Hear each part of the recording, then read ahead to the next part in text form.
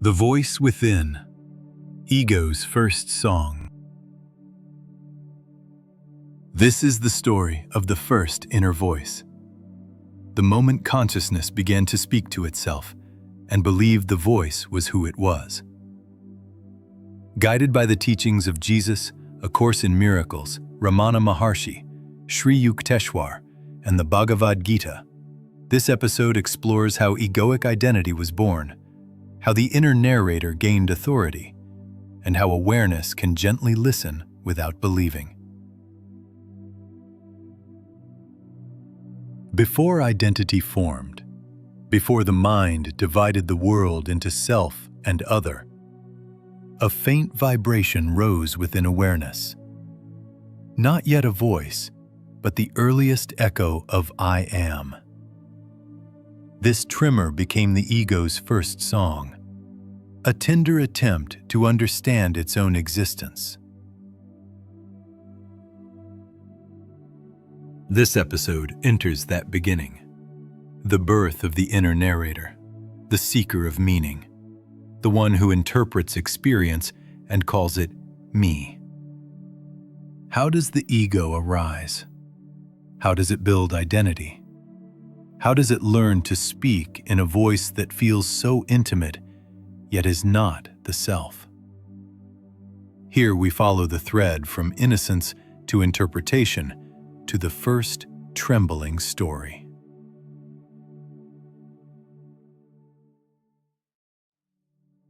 Before the ego speaks, it listens. It listens to sensation, to movement, to the pulse of life flowing through the body. Nothing is yet mine. There is only the purity of experiencing. In truth, you are the witness of all things. Sri Yukteswar. The ego begins to notice patterns, warmth and cold, comfort and discomfort, presence and absence. These impressions form a subtle sense of continuity, an early thread of personal experience.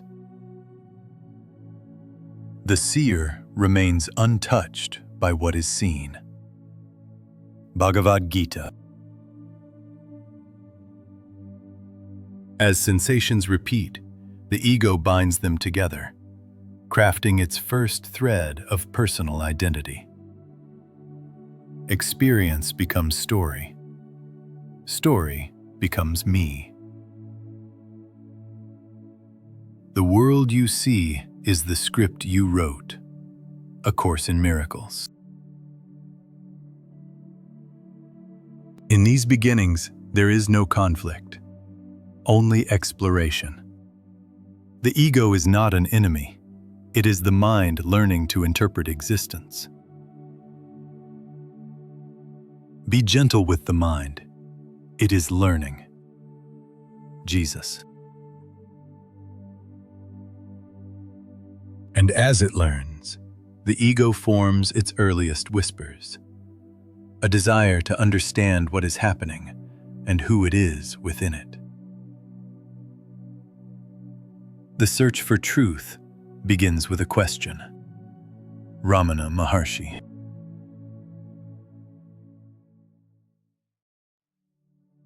Before meaning, there is naming. The ego touches sensation and gives it form. Warm, cold, safe, dangerous. Each label becomes an anchor in a vast mystery. Names create the illusion of division. Ramana Maharshi. Naming becomes sorting. Pleasant, unpleasant, neutral. From sorting comes preference. From preference, desire. The ego begins to construct a world. To desire is to forget who you are. Bhagavad Gita. Naming creates boundaries. This is this. That is that. And with boundaries comes the first shadow of separation. The belief you are separate is the root of suffering. A Course in Miracles. Yet naming is also a kindness. The ego's early attempt to navigate a world too vast to grasp at once. The mind learns by distinction until the heart reveals unity. Jesus.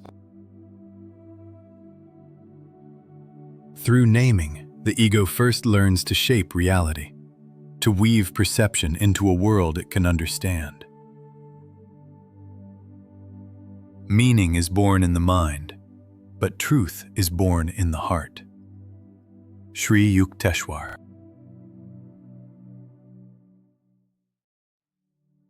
The ego's first realization is not, I exist, but something is happening to me. That subtle emphasis, to me, becomes the seed of identity. The sense of I is the first veil. Ramana Maharshi. This me becomes the center around which perception spins. The ego discovers the gravitational pull of identity, and the world begins to orbit the self. The self you made cannot know the self that made you. A Course in Miracles. With identity comes protection. The ego guards its borders, its preferences, its fragile continuity. Thus begins the long journey of becoming someone. Let the false self fall away. Jesus. As experiences gather, the ego weaves them into a story, a narrative it begins to call me. You are not the story. You are the witness of the story. Sri Yukteswar. The ego's first song is a song of becoming, a longing to recognize itself in all that it sees. Your deepest longing is for your own self. Bhagavad Gita.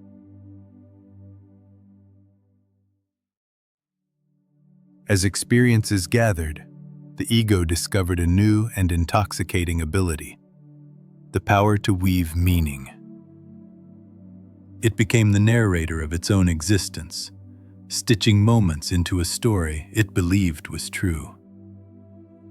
A past to protect, a future to chase, a character to defend. In this, the ego crowned itself the author of life. The ego weaves stories and believes them real, A Course in Miracles. The story grew like a tapestry, woven from triumphs and regrets, desires and fears, labels and wounds. Some memories were polished until they shone, others buried in shadow. The ego guarded certain chapters as if they were sacred, and hid others as if they were dangerous. What you hide controls you more than what you show. Sri Yukteswar. Yet through all its crafting, the ego overlooked a deeper truth. The story was never who you are.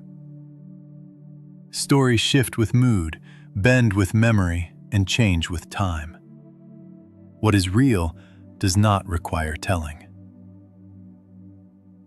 Truth is simple. Ego is complex. Ramana Maharshi. Still, the ego clung to its tail, as if the unraveling of the story meant the unraveling of itself.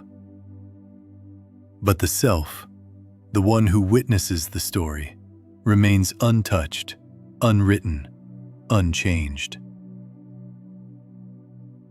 You are not the story. You are the awareness of it. Bhagavad Gita. Thus, the ego narrated life with trembling conviction, believing meaning lived in the words it told itself. But meaning lives in silence, in presence, in being, not in the stories woven by a mind afraid of disappearing. The mind seeks meaning in story. The heart finds it in stillness. Jesus.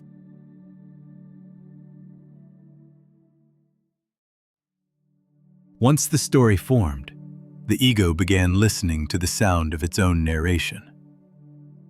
It mistook the echo for guidance. The ego speaks first, and it is wrong. A Course in Miracles.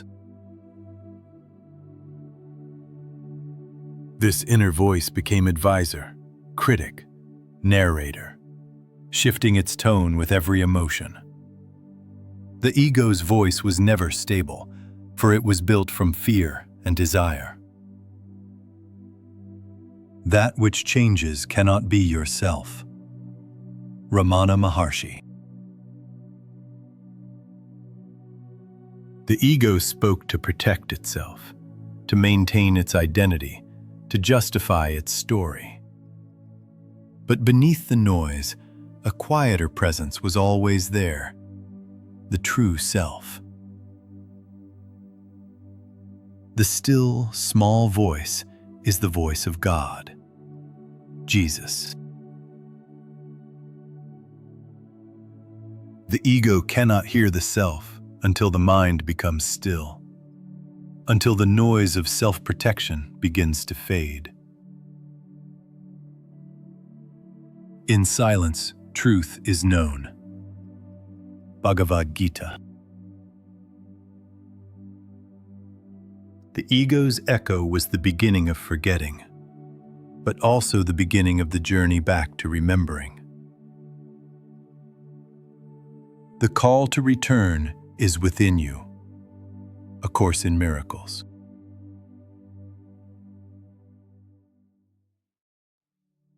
If this reflection stirs something quiet within you, you may softly whisper or write the word remembering in the comments below.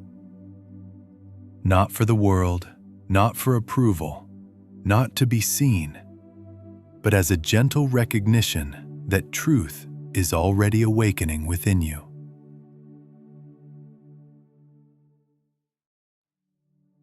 As the ego grew, it tried to control what it could not understand.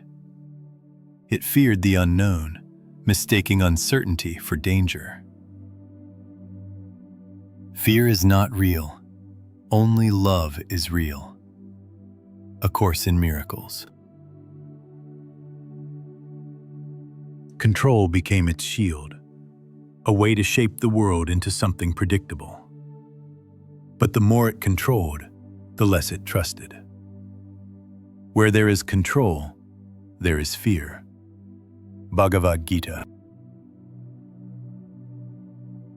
The ego controlled life by clinging to identity, to roles, to stories, to expectations. Let go of what you think you are. Jesus. But control is exhausting, for life moves with or without the ego's consent. What resists, persists. Sri Yukteswar. The moment control softens, peace enters. The heart remembers. Life is not something to manage, but to trust. Trust in the self, and all is well. Ramana Maharshi. Once identity formed, the ego began comparing. Comparison became its measure of worth. Comparison is the ego's favorite weapon. A Course in Miracles. Comparison created distance, where there had been only unity. All beings are the same self, Bhagavad Gita. The ego compared to validate itself, never realizing validation was the cage. When you seek approval, you lose yourself. Jesus. Comparison weakened the ego's sense of worth, yet it clung to it, fearing the alternative, wholeness. You are whole, and you are one. A Course in Miracles. When comparison dissolves, compassion blooms. For the heart remembers its shared origin in the self. There is one self, and you are that. Ramana Maharshi.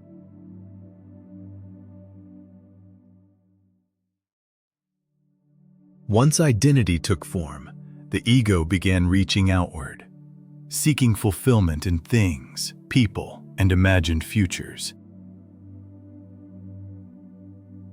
Desire is never satisfied. Bhagavad Gita. Desire promised happiness, yet every fulfilled desire gave birth to another.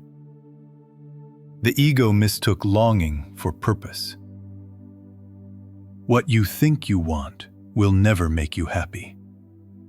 A Course in Miracles. Desire pulled the mind into imagination, into futures unreal, into pasts idealized. The mind wanders, the self does not. Ramana Maharshi. The ego desired because it believed something was missing. Yet the missing piece was never outside. You lack nothing. Jesus. Desire was not the enemy, only a signpost pointing the heart back to its true source. What you seek is already within you. Sri Yukteswar.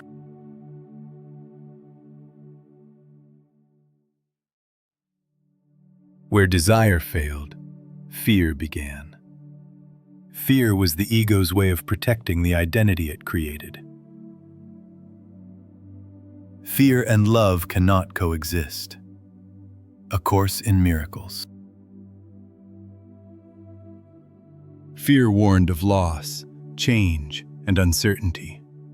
It whispered that the self was fragile. The unreal fears what is real. Ramana Maharshi. The ego feared dissolution, feared that without its story, it would vanish. The ego fears the light that would heal it. A Course in Miracles. Fear is the sign that the ego is trying to preserve itself. The self cannot be harmed. Bhagavad Gita. When fear dissolves, peace returns, as naturally as light fills an open window. Perfect love casts out fear. Jesus.